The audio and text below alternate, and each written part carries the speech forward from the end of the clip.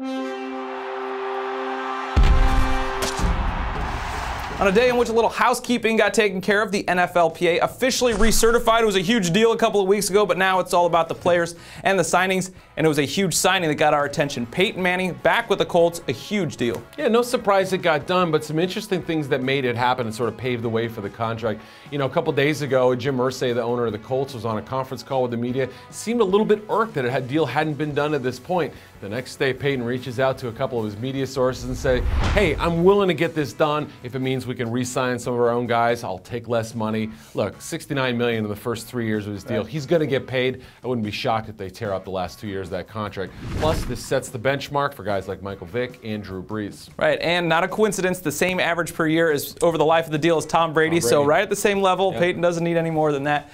Now, another big deal, and again, who else? The Eagles making it. Yesterday was Nnamdi Asomugha. Today, it's Cullen Jenkins. Pretty good deal for them. Yeah, absolutely. He's going to play some defensive tackle, could slide out to end on first and second downs. Look, he probably lost some money. He only get about $5 million per year in this contract. Redskins were willing to pay him $7 million. They got frustrated. They moved on to Stephen Bowen. So this is obviously an interesting contract to put those two next to each other. But the fact is the Eagles got a really good defensive player. Yeah, really good player. We saw it with the Packers when he was healthy. Very effective. The Eagles just keep loading up. In Seattle, we hear Tavares Jackson now officially the starter. Still don't know it's a great quarterback situation there, but at least we know who's going to be under center. I'm not shocked. Obviously, they signed him to pretty low money, but it says a lot about Charlie Whitehurst, and he's obviously been a bust. They gave up a ton for him.